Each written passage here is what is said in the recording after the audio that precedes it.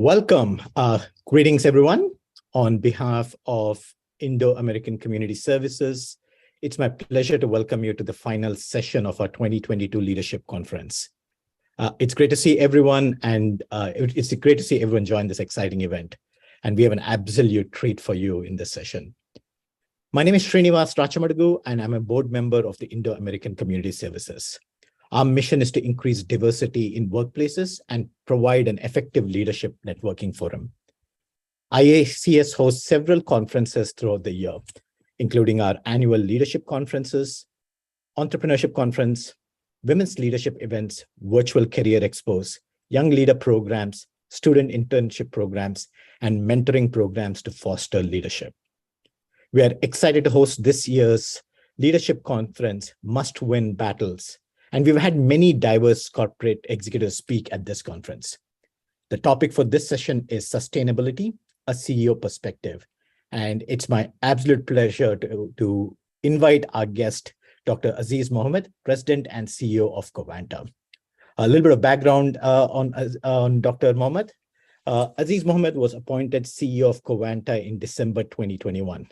He has a broad functional experience in technology, finance, and operations, and experience working in 27 different industry segments, including sustainability sectors such as solar, wind, hydrogen, and electric vehicle charging. He served as Executive VP at Bloom Energy, where he was responsible for international expansion to help countries and businesses transition away from fossil fuels. For more than 20 years, Dr. Mohammed worked at General Electric, leading multiple standalone industrial businesses. He served as president and CEO of GE Power Conversion, a $2 billion, 8,000-person business which provides solutions to electrify the world's industries. Previously, he led GE Power Services in the Middle East and Africa, and GE Energy Services in Latin America. He began his career at GE Research and was selected to GE's corporate audit staff, a prestigious consulting and leadership development organization. Dr. Mohammed holds a master's and PhD from the University of Illinois at Urbana-Champaign and a bachelor's degree from IIT Madras. He also has 25 international patents and has been published in numerous journals. He plays an active role in community organizations such as Junior Achievement and Habitat for Humanity. And through his family trust, he supports several women's empowerment and children in need. Aziz, it's a pleasure to have this conversation with you. For some of you that do not know this, Aziz and I have known each other for a very long time. We were classmates at IIT, so it's an extra special event for me to be having this conversation. Aziz, let me hand this off to you. Hey, thanks, Srinivas, for the really kind introduction. And we were not only classmates at undergrad, we were also in the same hostel as yes, we were. each other. And not only that, I see many of the presenters here were ex-classmates of ours. So it was a great thing. And the common thread here is Srinivas. First and foremost, it's an absolute pleasure for me to be here with many fellow professionals. Even though we work in different companies, we have different backgrounds and different professions, what brings us together here today is the quest to continuously learn, improve, and learn what's going on in the world around us, So I'm quite excited about it. I also want to applaud Srinivas Kathragada and the IACS, as well as Srinivas Rachamadugu, for his involvement in pulling together such a forum and a support structure. And I thank both of you for this invitation. If we can start sharing, Srinivas. We'll need a minute. I'm just waiting to get the permissions here. We'll do that momentarily. So. Okay, but let me keep going. Yeah, please start, and I'll start sharing as soon as I get the permission. As far as the agenda today, I thought I'll organize my thoughts into a few different topics. The first and foremost is I do want to talk about what ESG and sustainability means, at least kind of the way I see it. The second one is I want to talk about why now and who's driving it. The third thing that I want to talk about is what the corporate world is doing and how are they faring in this particular journey towards sustainability. I'll be remiss if I don't give a plug to my own company, Covanta, about its own journey here. And finally, I'll top it up with what it means for you or for all of us, okay? The first and foremost, I'd say is let's talk about ESG and sustainability. ESG and sustainability are terms that are used interchangeably. ESG stands for environmental, that's the E part, social, and corporate governance, that's the G part, okay?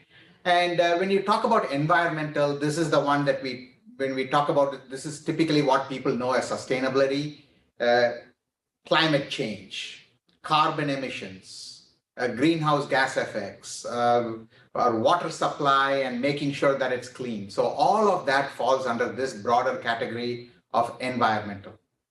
This also includes emissions in an industry like mine, where we do emit, some pollutants. That also falls under that E category, which is environmental. Now, when you talk about S, which is the social aspect of it, Srinivas, you can move on to the next page. If you talk about the S part, which is the social, it's all about looking around you, around the community that you operate in, and making sure that you're a good community partner. So these are the things which involve, are you giving work to the community members around you, to the suppliers around you? Are you hiring from there? So all of this is all about being a good partner, a good neighbor. So that is what the S part of it is. Finally, the corporate governance, which is the G part, it has to do with our behaviors at a company level and how our objectives are aligned with either the shareholders or the communities, as well as what are the mechanisms to go achieve it. Just to give you some examples of a corporate governance, what it could look like is the safety record of a company towards its employees. The second one is about diversity. It also, for example, if you look at the outside world, there are 50% men and 50% women. Are you really having the same mix within the company, or is there a huge gap to it? So these are all the corporate governance aspects to it. When we talk about sustainability, even though people refer to sustainability as the environmental aspects, I view that sustainability is a consequence of ESG. By doing this, you are able to create a sustainable planet, you are able to create a sustainable community, and you are able to create a sustainable and a value-creating company as well. Now, see, at the end of the day, people have been talking about ESG and sustainability for a while. It just feels very different to me lately. It just feels like things are different. It's no longer business as usual, and you cannot stop at lip service. And maybe that's where I want to expound on, okay, as we go along. Let's move on to the next page, Srinivas. There is something unique that's happening just in the last 5 years. When I was in GE, even 15 years ago, we launched this initiative called Eco-Magination. And at that time, many felt it was a buzzword. So, and different companies have had flavors of it, but at that time, it still felt like a nice to have. Now things are changing. I tried to answer the question of why are things happening now? Is it because of social media and youngsters getting on it and creating more visibility to kind of what's going on out there? I wondered, is it because investors are getting behind it because they see a business value to it? There are so many of these kind of reasoning out there, but I realized that it is a purely academic experience on why now and how we got here. We are here, and that is something we need to deal with. It can either be a headwind or a tailwind, depending on how you view it. So I kind of ignored getting to the root of why now. But however, there is a more definitive answer if you ask the question, who's driving it? Okay, let's think about that. It is undisputable that the millennials and the Gen Zs are the driving force behind the broader definition of sustainability. There are many discussions and focus groups that I've had with some of our younger employees, and even with my nephews and nieces and others who seem to have a point of view now, which I never had at their age, And at this point, we also got into an interesting dialogue on, are you guys really committed? There's a lot of sacrifice that is needed, but we don't see your behaviors as though you are committed. And I've again found that there is no point in challenging them there because they are pushing. At the end of the day, it's crystal clear that they are pushing it through their wallets and their opinions, and they even have a bully pulpit at this point, which is the social media, right? So I'd say they are setting the pace, and I think it's beneficial, and we need to fall in line. If you move to the next page, I just want to show you some statistics. Being an engineer, again, I get uncomfortable when I don't use numbers. These are some of the questions that have been asked in some of the popular surveys, publicly available information. This is kind of the percentage of internet users who place priorities on companies that behave sustainably, which is in the broader sense of sustainability. There were also specific questions on single-use plastic consumption and reducing the carbon footprint. And if you look at it, there's a remarkable, beyond a scope of error, the drivers are Gen Zs and millennials. Now, at the end of the day, these are going to be our customers. These are going to be our employees. They are going to be our employers as well, and suppliers and regulators. And they do care about it, and I'm happy they do. And they are driving it, and we just need to take advantage of it. If you move on, let me talk about how the companies are doing. If you look at the various companies out there, more than a third of the Fortune 500 companies have set ambitious sustainability goals. When I say ambitious, they're talking about carbon neutral goals, which means all the carbon that they are using and all the carbon that they are either sequestering or avoiding, the net of it has got to be zero.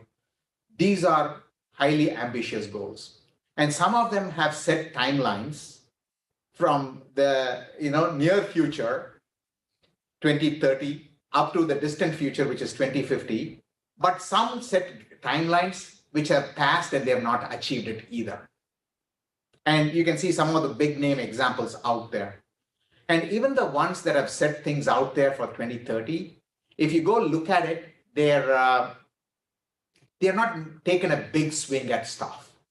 As an example, if you look at one of the companies in this list that's set up a 2030 goal, how is it in just 8 years they could go and have a completely carbon neutral footprint by just avoiding air travel? Even if all their employees don't travel ever, it's going to be a drop in the bucket. Okay? There are some companies that are very good examples, such as Microsoft, which offsets it by purchasing credits or by putting solar farms somewhere else for consumptions, and those are very valid means. But the vast majority of the companies out there are far behind it, and I somehow feel like they are probably kicking the can down the road and hoping that the subsequent leadership is going to solve the problem. But there's only so much time you could do that for, okay? So we are not faring very well in that front.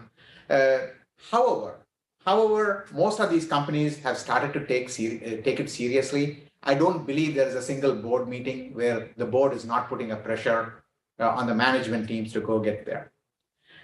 Now let me shift gears slightly, right, to give you my own journey into Covanta and what we do. The best way I've articulated my career is in terms of carbon footprint, okay? So if you were to chart my career from the early stages and over time, I started off in power generation, which is gas-powered turbines, very high-tech, high efficiency and all this stuff. But still, if I were to put the carbon footprint on it, it used to be here. It is here. That is where I started. Spent a good amount of my time designing products as an engineer, subsequently running businesses, selling those products worldwide. Then about 7 years ago, I started to see the writing in the wall, and I wanted to make a shift and said, hey, sustainability is where the biggest value creation is going to be. Just like what digital was 20 years ago, I saw sustainability is going to be the next place where value creation is going to happen. And it was just a point of view. It was what I've read, what I've interacted with leaders and so on.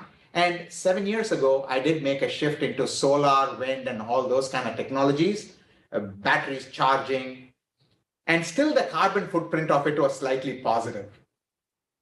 It is positive because you put in energy to make the solar panels or the wind turbine blades and all that. And then everything was going on fine. I went into Bloom Energy, working on green hydrogen, still a positive carbon footprint. But then when the Covanta opportunity came along, I kind of resisted the urge to come here because I'm like, hey, these looks like incinerators and power plants. But eventually the sponsor asked me to come here, take a look and have a discussion with them. And I toured the different plants.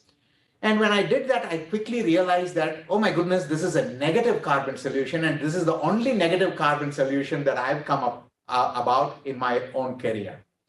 And that is purely because when I describe the business, you'll know, we avoid waste going into landfill. And when waste goes into landfill, it creates a landfill methane, which is 80 times harmful than carbon dioxide for the greenhouse, for the ozone layer. So then it became like a no-brainer. But however, the company was not being talked about that way. It was being talked about as a waste power plant. And power plant has a bit of a negative connotation. So I said, hey, listen, let me take it upon myself and as a mission to kind of rebrand the company, make it even more cleaner than what it is today, but then amplify the message. I'll give you a few different aspects here.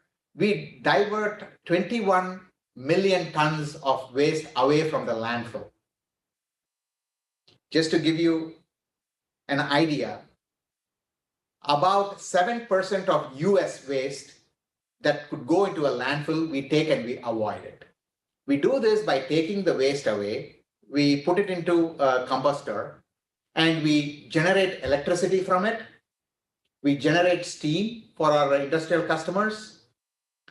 Yeah, we even extract out any metals that are thrown out and we recycle the metal. We also beneficially reuse water. Okay. So these are, instead of sending it to the wastewater to our streams, we put it into this process to generate electricity. So this is the kind of stuff we do. So going back to the ESG, this is kind of how we formulated our company's objective. And this kind of coincided with me coming on board in December because I was able to see things with a different perspective. The E part of it, the environmental piece, you can read it yourself, the greenhouse gas reduction, the metals recycling and other stuff. But when you look at the S part of it, the social part, we are looking at how much we are simulating the local economy. We have metrics around how much we will be looking at women leaders across the company. We are looking at how much community service that we do. So that's the social part of it. And finally, when you go to governance, this is where we work with the local governments. We also set up financial goals. In fact, our biggest debt is contingent upon us meeting certain environmental and social objectives. Otherwise, our interest rates would go up. It's public information.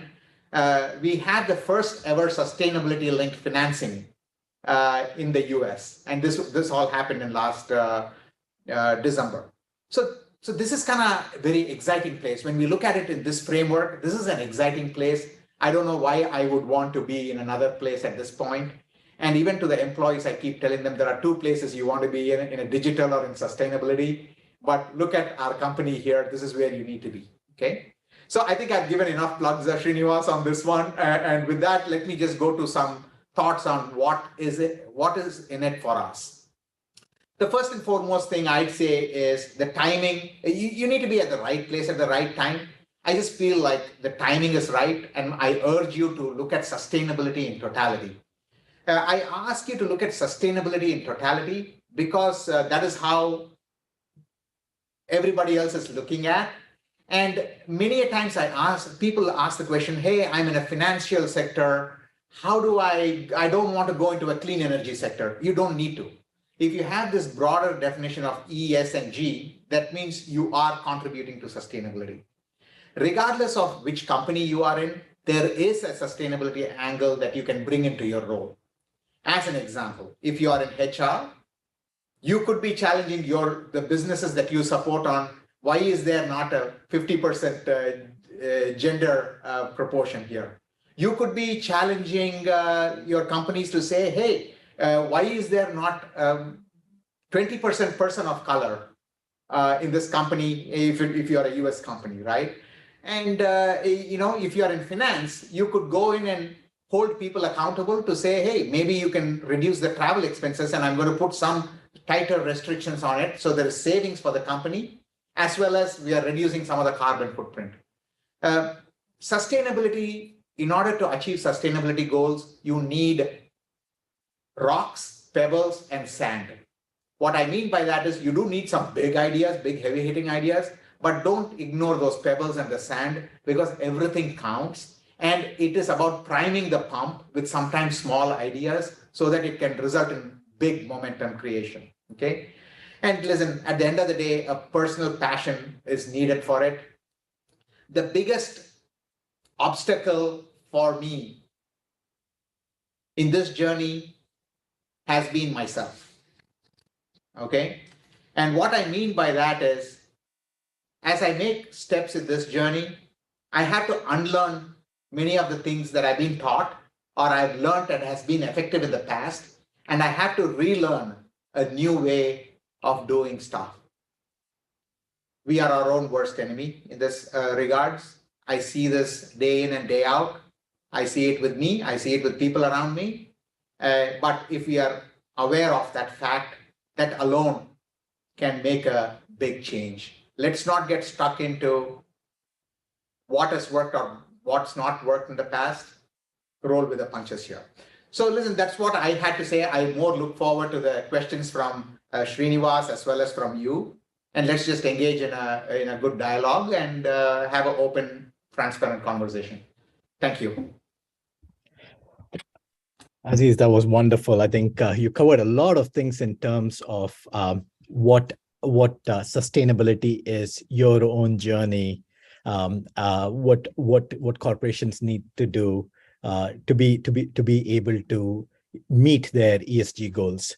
There are a couple of things that I just want to dive into a little bit here, since this is also part of the this is a series. It's a leadership series as well. You hit upon a couple of things around ESG and sustainability being an imperative here. You hit upon the fact about what the role of what role each of us can play. Just want to build on that, but before I do that, want to go back a little bit into your career here. You walked us through your journey.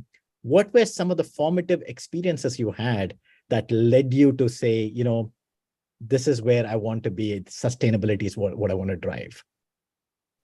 Absolutely. I'd say some of the earlier stage, first and foremost, right? I'd say getting into IIT and living in that kind of an environment, it is a little bit of a forest environment. You are in sync with nature there. You're able to reminisce. You live among the animals, so to speak. I think, and not only that, I was lucky to be surrounded by friends who were advanced in their thinking, be it artificial intelligence, or even at that time, there was this concept about solar cookers, and these kind of concepts were being talked about. I think that whole experience of IIT, as well as being with the professors and the kind of influence that they've had, has been very, very critical. And then I just expounded on it as I'd gone along in my career. But in those days, sustainability was just a buzzword, to be perfectly honest.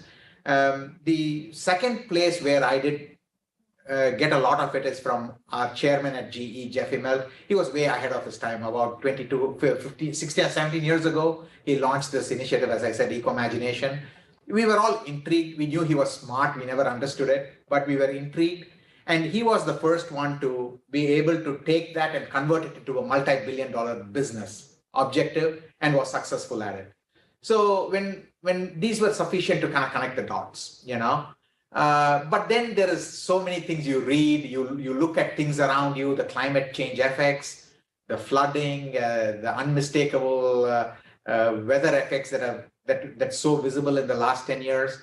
So it's a lot of small things that kind of happen, and it's out there for you to connect the dots.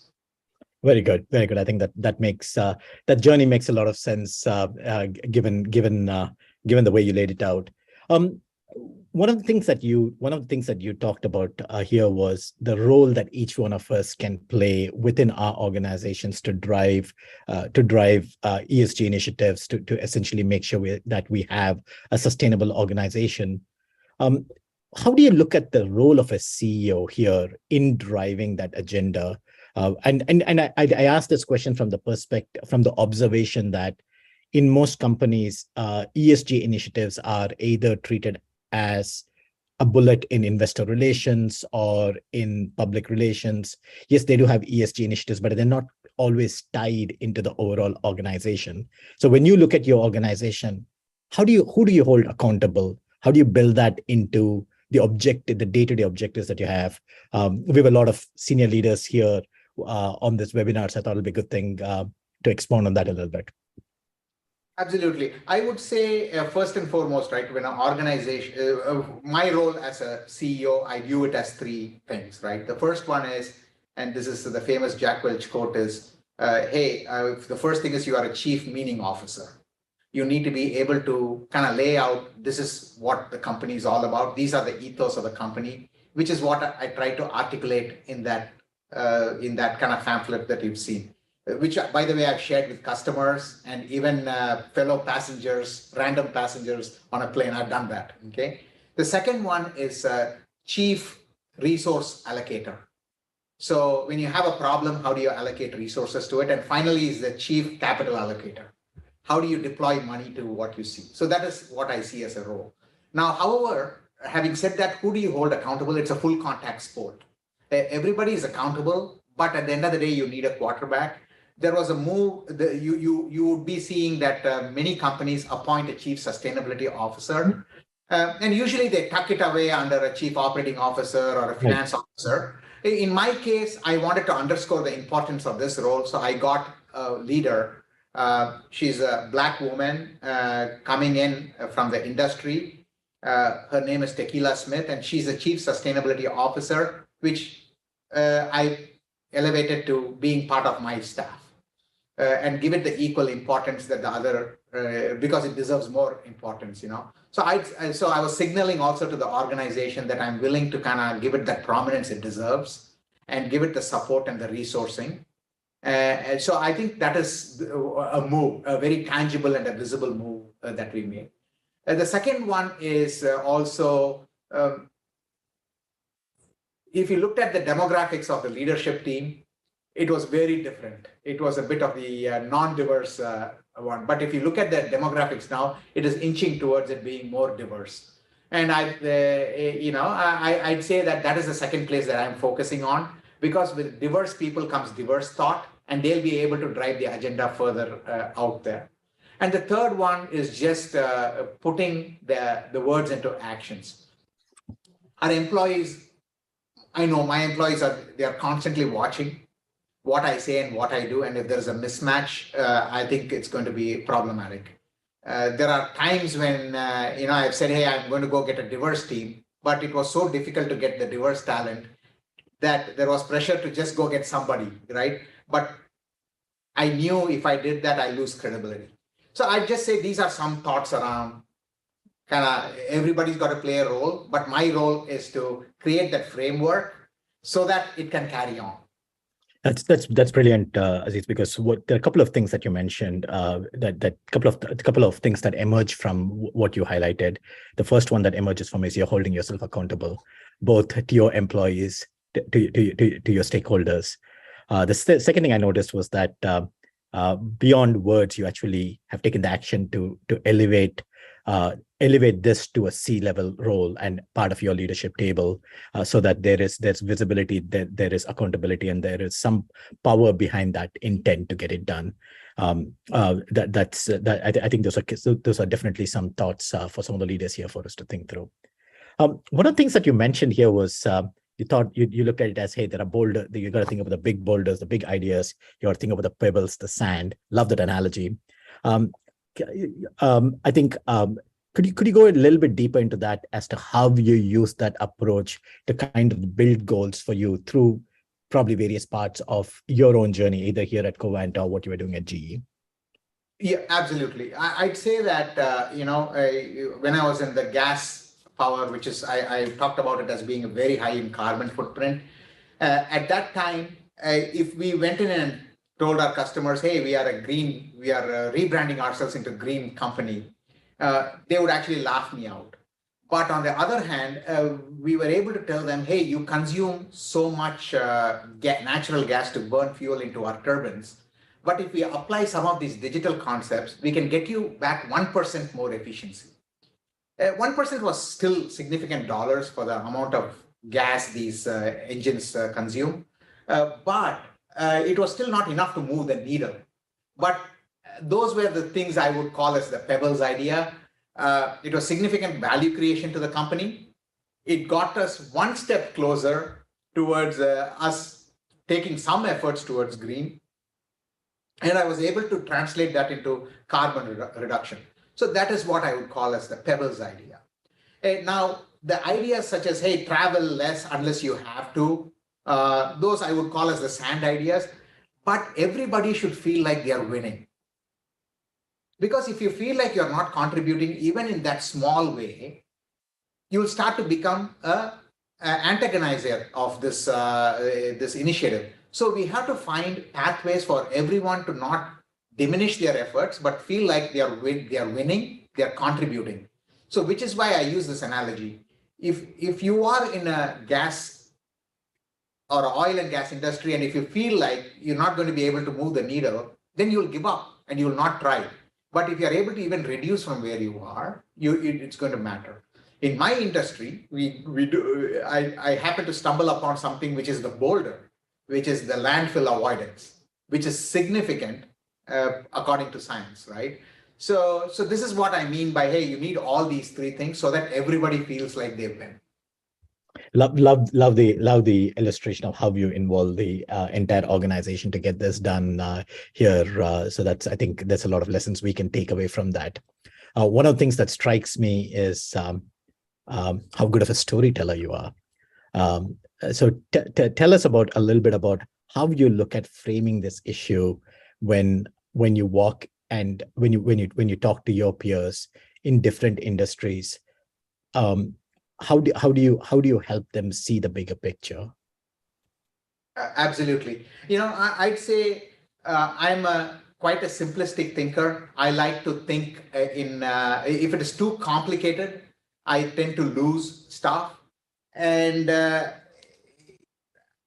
communication has not been my strong suit at all since I was a kid. That's surprising to hear for people who are observing, who are watching this today, because you do it very effectively. So I have to bring things back to first principles, and I bring it down to very simple things which I can repeat multiple times and water drop it. So to me, the message around the carbon negativity is very different, and it resonates with people easily. And it so happens to be the truth of the company, So I'm able to kind of formulate it this way. The bigger challenge, I agonized on how do I frame everything that we need to do in ESG with a company. What you see as that work product is me first convincing myself, and believe it or not, my wife and my teenage daughter, that this is what it stands for. And there are many refinements. I wrote things down to make it simple to a point where it's relatable. And once they said, hey, we get it, then, I was like, hey, let's kind of experiment it with the customers, the messaging and others. Now, once you make it clear that way, and that is the whole chief meaning officer aspect of it, the number of people from out there, be it customers or people or employees that come in and give ideas on what they can contribute to it has been significant. I get calls from or emails from control room operators out there who've taken a bit of a risk to send an email to the CEO and say, hey, this is what I think you should be doing. And one of the control operators from our plants, he said, hey, if we use our electricity for Bitcoin operation, you could be getting into this digital foray as well as you'll get a premium, but you're helping towards digitizing the economy, So there is the ideas that keep coming once you set the framework. That is the priceless one. My job is the easier one. The once you set it out there, it's all a matter of how do you consolidate the ideas and simplify it. So in summary, I like to bring it back to first principles that anybody can relate to, and then things take care of itself. That's I think that's a great framework for all of us to use here. So just to dig into that a little bit deeper here, what struck me about was how you're sourcing ideas both from your customers and your employees. As a leader, building that approachability is one of the harder things to do. So tell me a little bit about how you go about doing that within your organization, so that they feel like you're approachable. There's that safety that you've created for them to come to you with ideas, and how you encourage it, how do you reward it?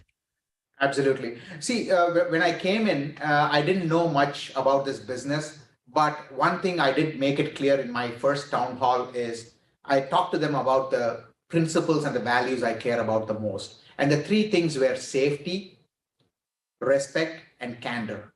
And what I told them is, hey, if first and foremost, if we respect each other, we may be from different points of view, but we have to respect each other and make sure that we don't cross any professional boundaries.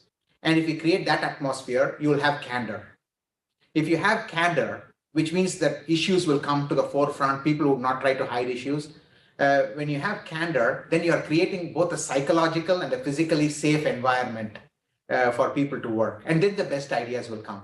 So this one was something, I do everywhere I go, but in this particular job especially, I did that a lot more and started to solicit ideas. If somebody asked a very tough question in the town hall, I would patiently answer it, even if it were personal in nature.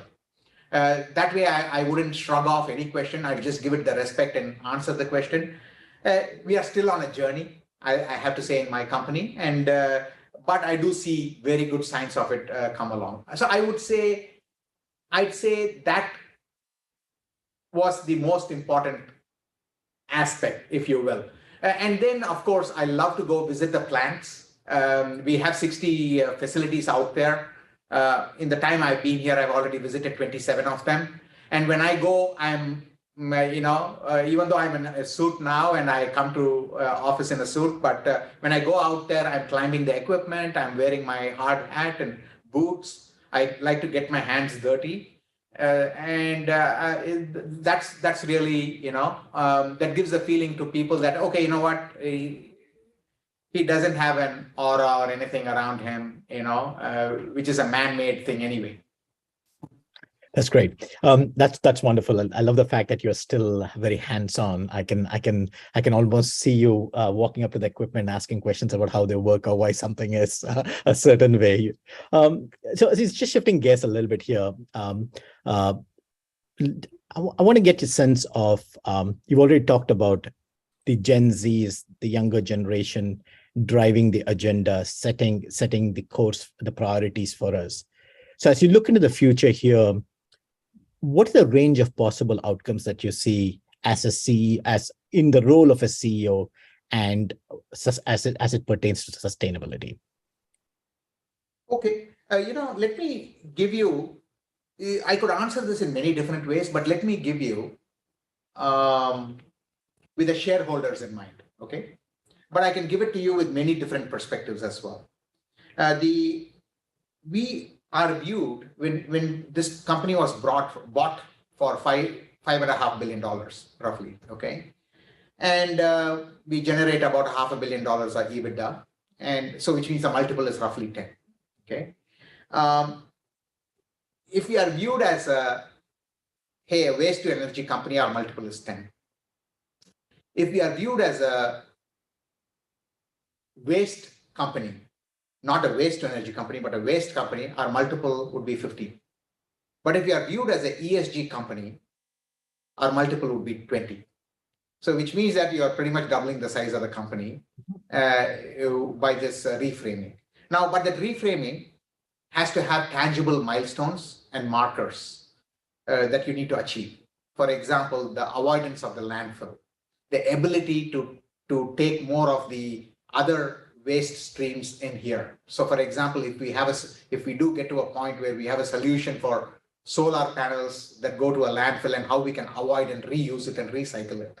So we got to show these kind of mile markers. And if we are able to show that, then this repositioning has got immense value to the tune of multiple billions, which is great for shareholders and for the employees, and as well as for my own track record as a CEO, right? And for the management team. So I think the stakes are big, but also the beauty is the alignment of something good for the environment, something good for the stakeholders, something good for the employees, for my team and for myself. It's super aligned, you know. I see this as a potential outcome. That's great. So what I'm hearing you say is that from a CEO's perspective, we've got to start looking at, you see future CEOs looking ESG as a way to increase their multiple, their market cap, based on the current earnings. And you also see sustainability becoming core part of their strategy, not as something that they need to do. I mean, is that the appropriate way for me to think through that? Absolutely. And Srinivas, I'd also add one thing just to delineate. There is a defensive play and an offensive play. Mm-hmm. The defensive play is all about risk avoidance. I don't believe for a second that people can continue business as usual, not paying attention to sustainability, and their business will even stay flat. If they do nothing, there is a steady decline. Right. So that is the defensive approach. So you need to do that no matter what. Okay. I'll tell you talking about the gender diversity, right? The nieces in my family, as well as my own daughter, they do challenge me. They say, hey, you're doing stuff, but is it enough? And if you can't do it when you are in a position where you can actually do something, then who else will do? Companies do get challenged from all quarters. So to me, there is a defensive approach just to keep things humming along flat. Then comes the offensive, where you can truly take this and create this value creation. We all know oil and gas companies are carbon intensive.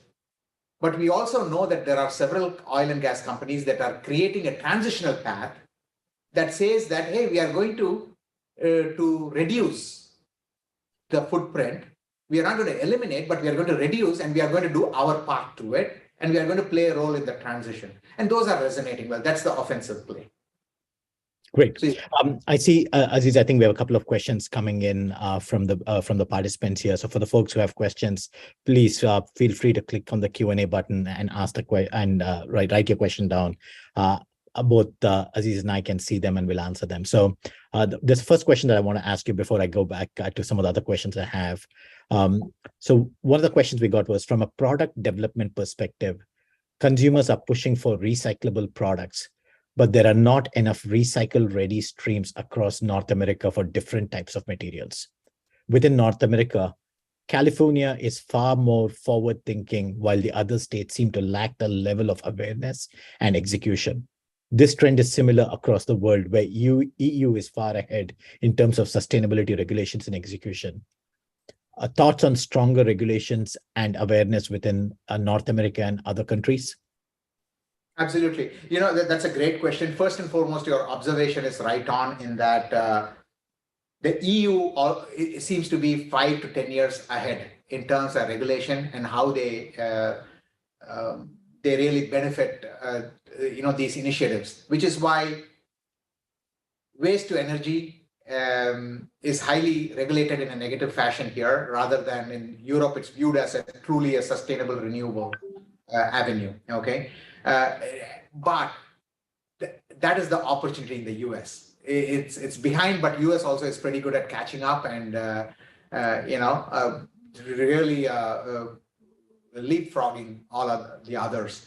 The most recent IRA, which is the Inflation Reduction Act that was passed recently, has created all kinds of amazing incentives for things like green hydrogen, carbon capture, and associated aspects. When you talk about, so I think we got to take advantage of it, and I've been very pleasantly surprised about the opportunities it creates.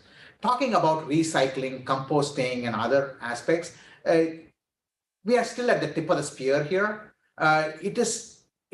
It's not so prevalent, and it also requires consumers to change their behaviors of segregation.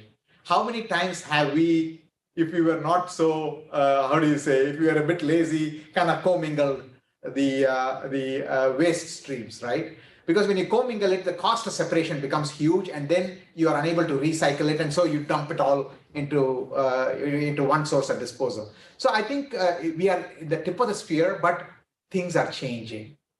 For the first time, I do see things are changing. Consumers are trying to change their behaviors.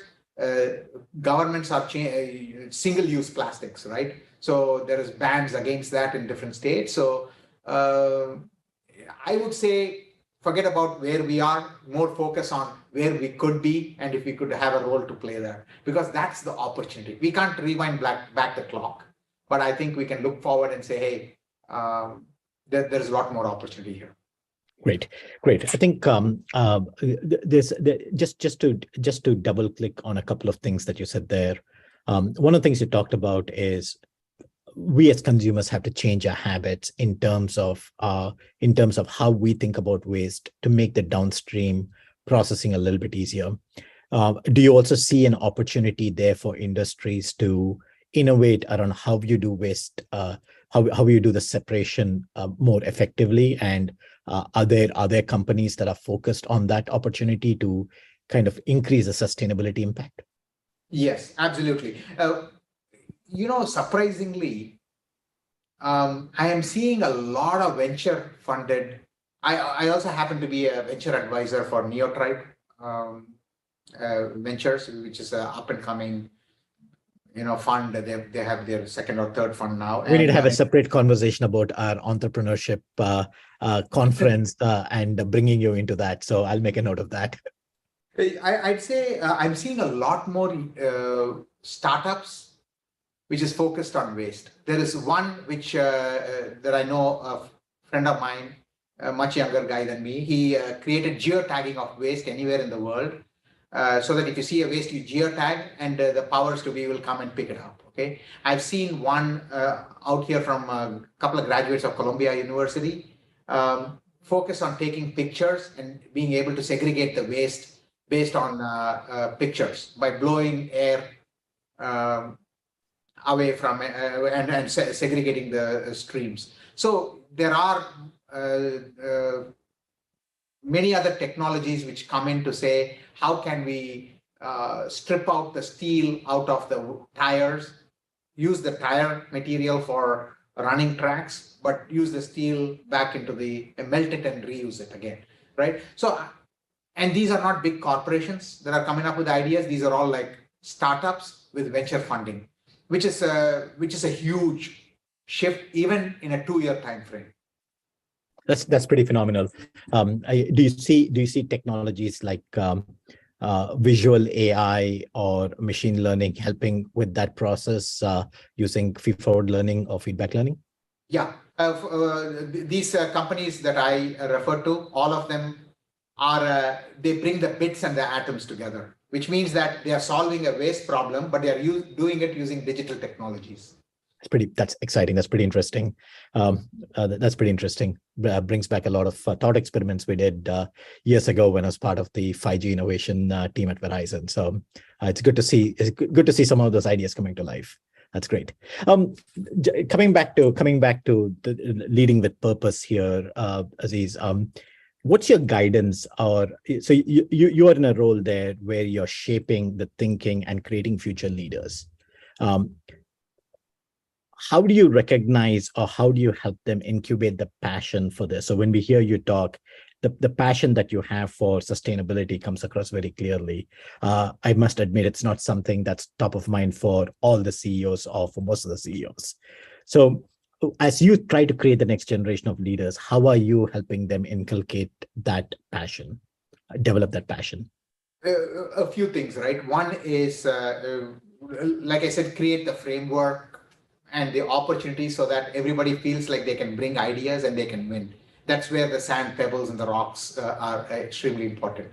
I'd say there are my HR teams, my finance teams, my own treasurer. He comes and talks excitedly about because he's trying to reduce the debt interest rates, and he has to give to our sustainability story out there, which typically you wouldn't associate with a treasury function, but he goes in and he articulates that story. So I'd say once you kind of create that North Star out there and create that kind of an environment where people can freely come in and share those ideas and then propagate them. So in the town halls, I do talk about some of the wins, and I'm not anchored to the big wins. If at all anything, I want to show examples that anybody can relate to, and then show it to them, and then and even have them come and talk about it.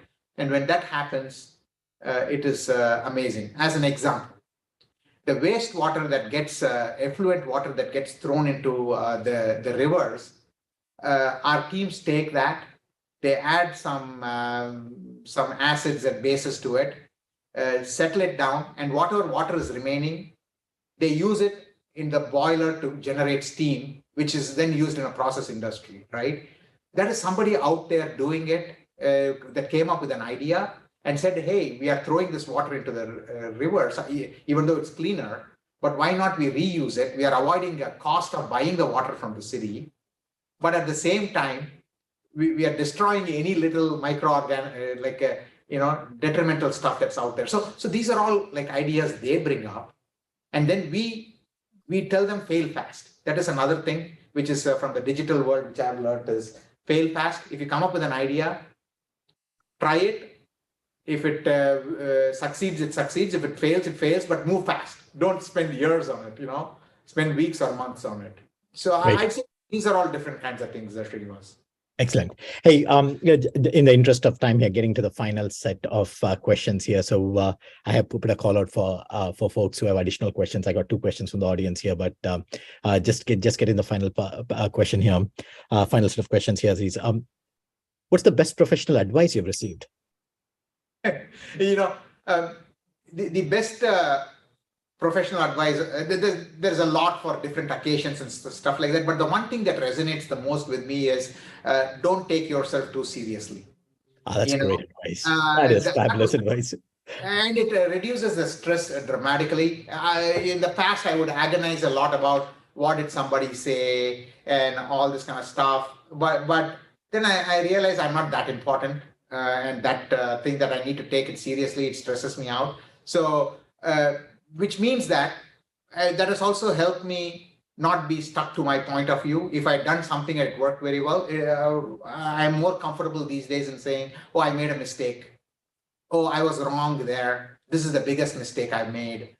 I make mistakes every day or stuff like that. So that was actually when one of my managers, he was much younger than me, he gave that advice. I kind of shrugged it off, but somehow it remained. I trusted that guy so much, but it remained, and then I found a meaning to it.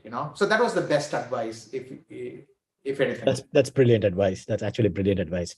So here's another one, Aziz. If you and I could go back 30 years to our days, 30 years almost, right? Yeah, almost. If you could go back to our times back in the hostel, what would you tell the younger Srinivas and the younger Aziz? See, you were quite good. Like I'd say, you had some of the stuff that I would say myself. I'd say many a times I'd say I was a bit one track. I didn't have a lot of skills. Like I wasn't good at any sports, and I didn't care about it.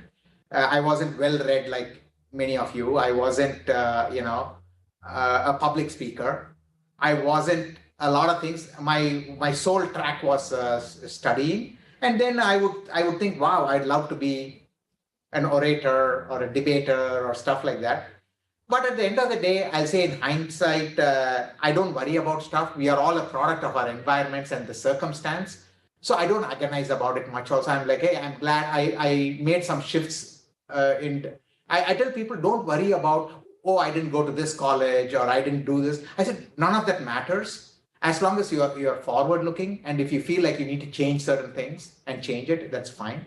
So in retrospect, I would say to anyone, even now, follow your passion. And if you felt like you did that, even if it was a misplaced passion or it didn't lead you anywhere, you will not have any regrets. That's living in the present, not worrying about the past, or wasting the present to worrying about the future. I think that's great advice. I think that was advice that could have really served a lot of us well. Now that I reflect on it, great. But Srinivas, you always had all these things that I described. You were pretty good, if I remember, at hockey. The check is in the mail, Aziz. The check is in the mail. And I continue to see that carry over. Oh, wonderful! Thank you. So, Aziz, in the interest of time here, I think we're going to wrap this up here. I want to say, first of all, I want to say thank you. It's been an absolute delight talking to you about sustainability, about leadership, about what advice and guidance we want to give our younger leaders here. Thank you for taking the time. I think your insights here are invaluable, and I'm sure every one of our viewers here got as much out of this as I did. So thank you. Thank you. Yeah. Sure. As we wrap up here, I want to take this moment to thank all of our corporate sponsors: ITW, Dover Corporation, USG Corporation, Nordstone, Sonoco, ChampionX, and all the organizations and the corporation that supported us: McKinsey, Expedia, Winpack, Duck Creek Technologies, and Covanta. Special thanks out to our advisory board and our executive board and the volunteering teams that make this, that allow us to present and bring all of these insights to all of you. So want to thank everybody that made this leadership series possible, and looking forward to the next one. Thank you all. Appreciate it.